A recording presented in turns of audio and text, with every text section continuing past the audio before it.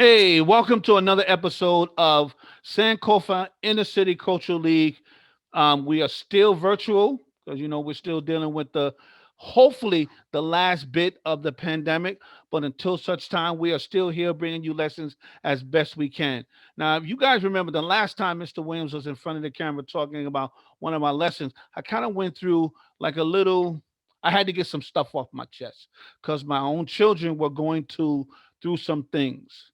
And afterwards, I kept wondering how I could be more helpful to them. It was enough for me to have gotten it off my chest, but um, they were still going through it. So I did some research, and basically what I found is one of the things that may be troubling them is that they don't have proper friendship skills.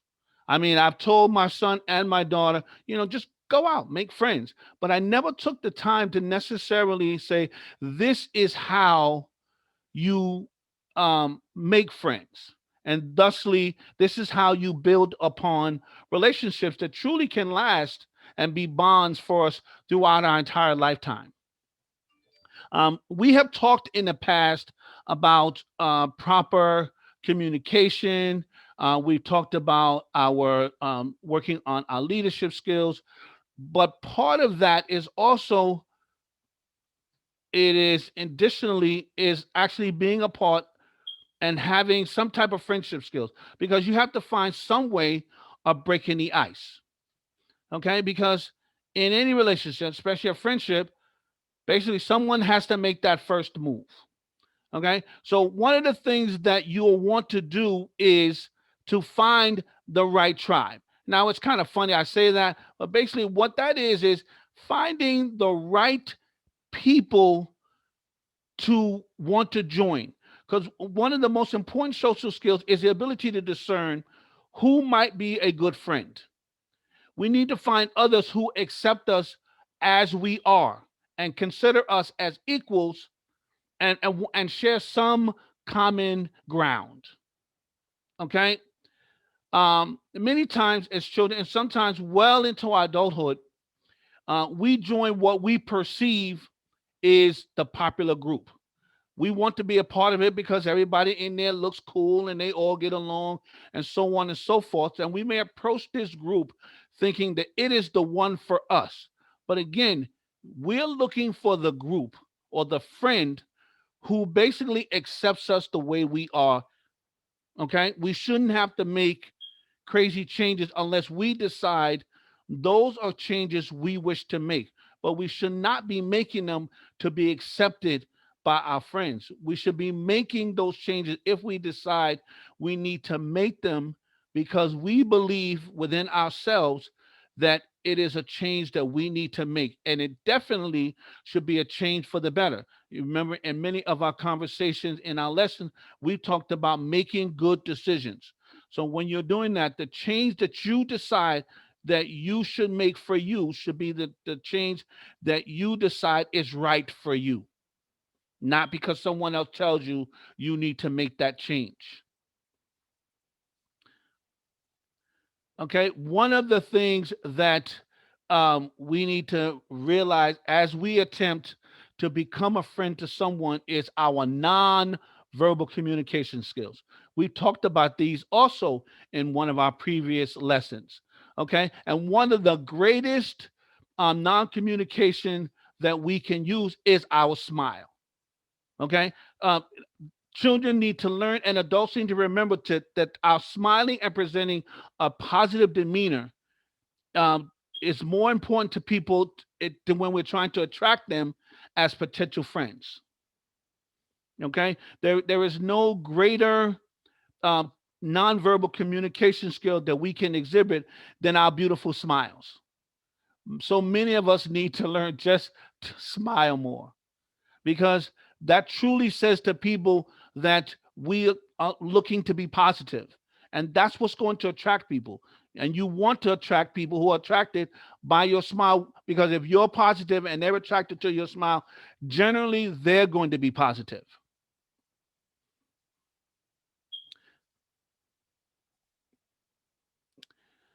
Once you have engaged, okay, You want to ask questions. You want to get to know them. You want them to get to know you. And basically, kids and adults who master question answering, listening, and follow up are well liked because they give people the opportunity to share about themselves. And research has shown that basically, as people, as a rule, for the most part, we love to talk about ourselves. So when you approach me and ask me about me, you've given me what I want and basically I need. You've given me an opportunity to talk about me. But at the same time, you have to listen to what I'm saying and then ask follow up questions. Thusly, I'll then wait and listen to what you have said. And after your follow up question, it doesn't have to necessarily be your follow up question. It could actually be my follow up question. I've now told you a little bit about myself. You've listened. Now I ask a follow up question, something about you, allowing you the opportunity to share about yourself. Okay, because and now we're communicating, and that's important if we're going to build that bond towards truly being good friends. You wish to invite and enjoy. And again, we talked about someone having to take action if a friendship is going to happen. Okay. This is basically one person inviting another to do something or can be joining in with what someone or a group is already doing. Now, you have to be careful with this, especially when we talk about as kids. Because, for example, if a game is already in session, to ask to be a part of it may be difficult. It may be easier and better received to ask to join the next game. Okay. I said this is also something that we as adults need to remember, and sometimes some of us even learn that we always want to be respectful of the next person. Okay, so again, it might be better to just simply ask, may you join the next game? May you take part in the next thing that's maybe going on, as opposed to interrupting what may be going on at the time. And again, here we talk about share. Sharing is an important social skill because if done well, it can truly enhance friendships. When lacking or done poorly, it can serve as a social repellent. Share honestly about yourself to help others to get to know you, but also ask questions and listen to what others have to say. Again, it has been proven through research that we love to talk about ourselves, but we have to remember to allow to share the spotlight. Allow somebody else to enjoy in the high beams. Allow them the opportunity to share about themselves as well. Thusly, when you do it that way, it doesn't come across as boasting and bragging. Another thing to be very concerned with, if truly you're going to be a friend, you have to be happy for your friends' victories. Responding positively to others' triumphs is a friendship enhancing skill that research has proven also enhances marriages and other relationships. Think of how you will feel when your friend beats you in a race or gets a better grade on a test. Responding positively to other triumphs, again, is a truly friendship enhancing skill that research has shown really does work. It can truly be as you can truly, if you can truly be as happy and excited for your friend's victories as if you were winning it on your own, then that's an excellent relationship skill. When truly celebrating others' accomplishment, our connection gets stronger. Hopefully, the friend reciprocates and does the same for us.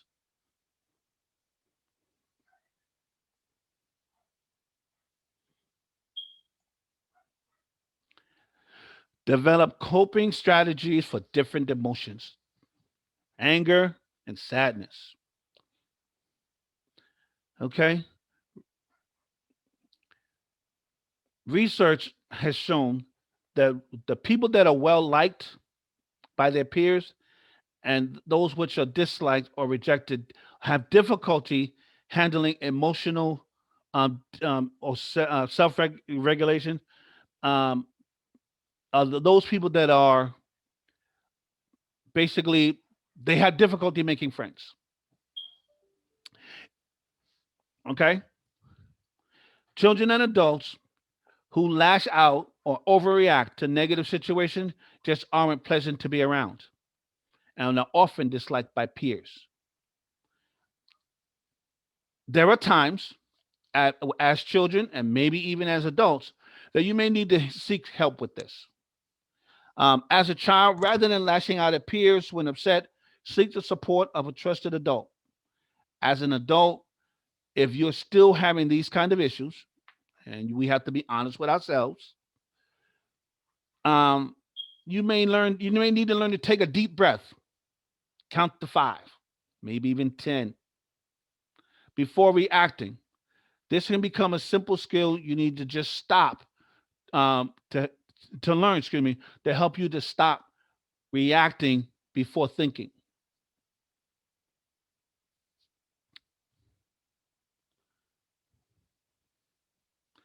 We need to learn how to resolve conflicts and solve problems without running away. This is a big one. For kids, it's not as bad because they have time to learn. They have time to be taught how to properly deal with conflicts. Okay. Kids who run to an adult every time they get their feelings hurt, adults who avoid dealing with a problem with their peers need assistance. They need to learn conflict resolution. Okay. They specifically need to learn how to respond to teasing, unkind comments, losing, and accusations. There are four steps to conflict resolution. First and foremost, you have to calm down. Each person involved in the situation must take a moment and calm down, breathe a bit, give themselves an opportunity to not lash out. Then, when they come back together, they're going to take the time to state and understand the problem. And they have to learn how to apologize well. They have to accept responsibility for what part they played in that situation, good, bad, and everything in between. And then they have to look to promote solution uh, in the future so that these types of things may not necessarily happen. But they have to work together to do this. As kids, it's pretty easy because as a kid, you know what, you can decide, you know what, this person is not going to be my friend, and you can walk away. When we're adults and we are in relationships, these things become a little bit more difficult. So we have to work a little bit more harder at them. Empathize. I did quite a bit of research on this word, and I got to tell you, it is difficult to truly understand what it means. Because generally, empathy is our ability to sense others' emotions and imagine what they may be thinking or feeling. That's not as easy as it sounds. It is a social skill that is difficult to teach and, in fact, difficult to define. Generally, empathy is an ability to sense others' emotion, imagine what they're thinking or feeling. Empathetic responses may be called standard issue, grown up social skills, excuse me. Yet even adults have trouble with this. If adults struggle with empathy, how difficult can it be for children? Okay, I'm thinking we will actually talk about this in greater detail in a later lesson. We may practice some skills that help us better to understand empathy because again, it's not it's easy to say that someone should be empathetic to someone else's situation, but it's relatively difficult for us to actually do if it's not something we don't practice doing. So we will probably have a lesson in the future in which we will practice some empathetic skills. Practice kindness. More of us need to do this, plain and simple. Some kids and most adults are naturally kind and giving to others, but many may need help developing what we will call their kindness muscle. But an easy way to get in this habit, just practice complimenting others, honestly, just because. As long as it's truthful what you're complimenting someone on, It doesn't matter a great deal about what it is. Because if you get in the habit of complimenting people honestly, then you're less likely to talk about so much the negative that you perceive in someone else. And I believe at this point, we spend too much time being negative towards someone else's thing because we want that thing to change. Whereas if we were to compliment about the things that we like, then they're more likely to possibly emphasize those things more and move away from the things that we find negative, as opposed so as to become more positive in our eyes, as opposed to keep pointing out the negatives that we see. And they in turn will do the same. And thusly, we're all being more kind to one another. In summary, I'd like to say this. Basically, learn how to form meaningful relationships and friendships. The earlier you can learn how to do this, the better off you will find your life to be.